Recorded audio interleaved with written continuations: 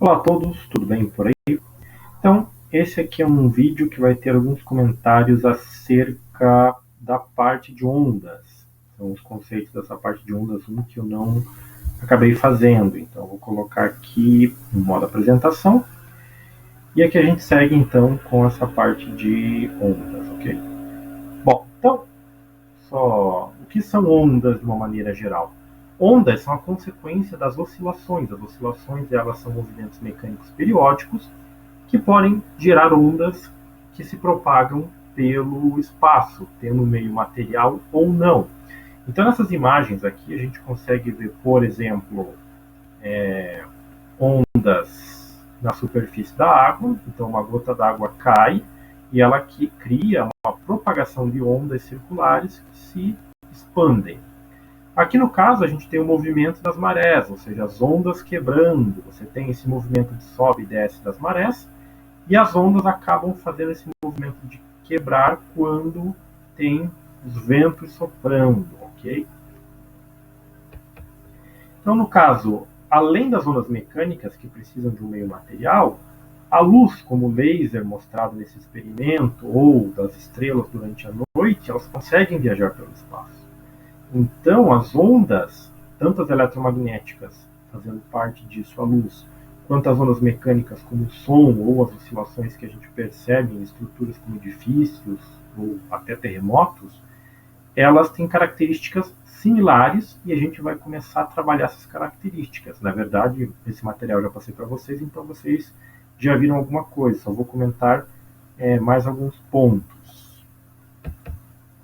Então, os dois tipos de onda que nós temos são as mecânicas e as eletromagnéticas. As mecânicas, o som, por exemplo, as vibrações, elas precisam de um meio material. Esse meio material pode ser um gás, um líquido ou um sólido. E a maneira como elas se propagam, e entenda-se a sua velocidade, vai depender da natureza desses meios. As ondas eletromagnéticas, por sua vez, elas são basicamente campos elétricos e magnéticos e, por conta disso, não precisam de um meio material para se propagarem.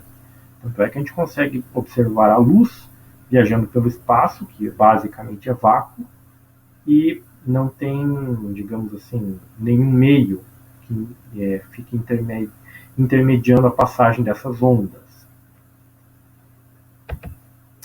Então, as ondas mecânicas, aqui não tem a subdivisão, mas elas podem ser subdivididas em transversais e longitudinais.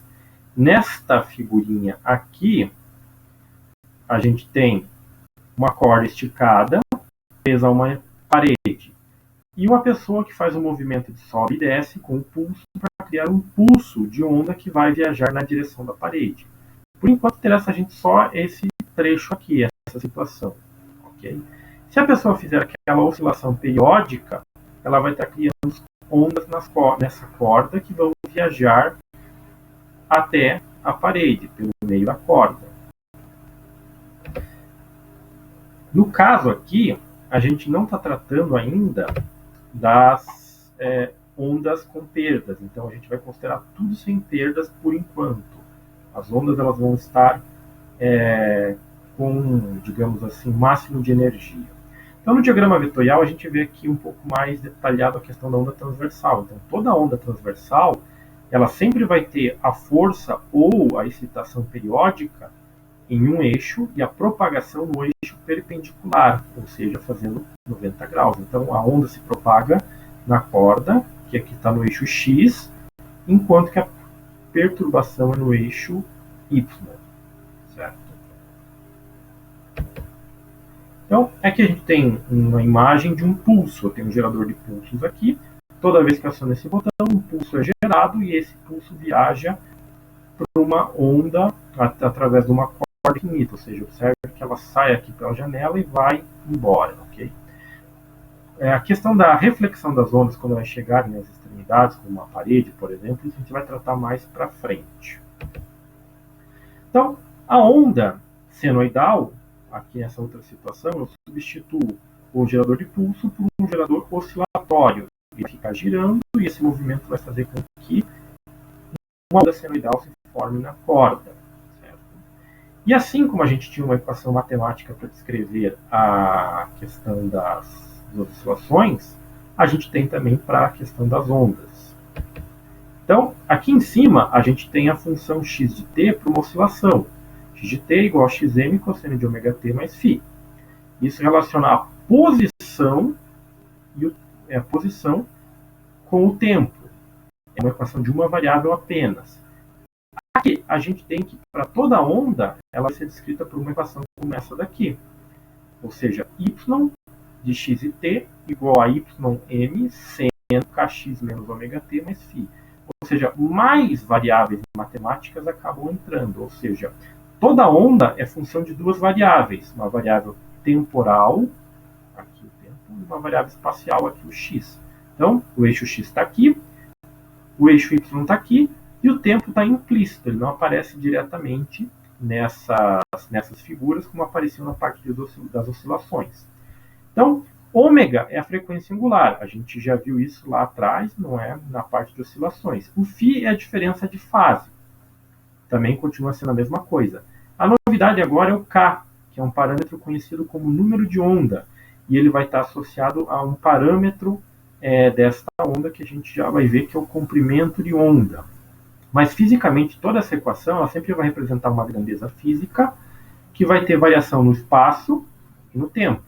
Nesse caso aqui, essa grandeza física é um comprimento, certo? É uma distância do zero aqui até uma posição em y aqui. Então, se eu quiser saber essa posição em y, eu vou precisar saber uma coordenada x e uma coordenada tempo, que não aparece explicitamente aqui. Então, aquele número de onda que eu falei para vocês ali no slide anterior, ele está associado a comprimento de onda. O comprimento de onda é uma distância que vai de um máximo da onda até o máximo seguinte. E isso caracteriza as ondas, além da sua frequência, do seu período, que a gente já viu lá na parte de oscilações. Então, o que a gente já conhece da parte de oscilações? Período, frequência, frequência angular e amplitude, que continuam valendo aqui para as ondas, só que elas vão aparecer agora as amplitudes com esse YM. Só trocar XM por YM. O que aparece de novo é o número de onda K e o comprimento de onda lambda. Okay?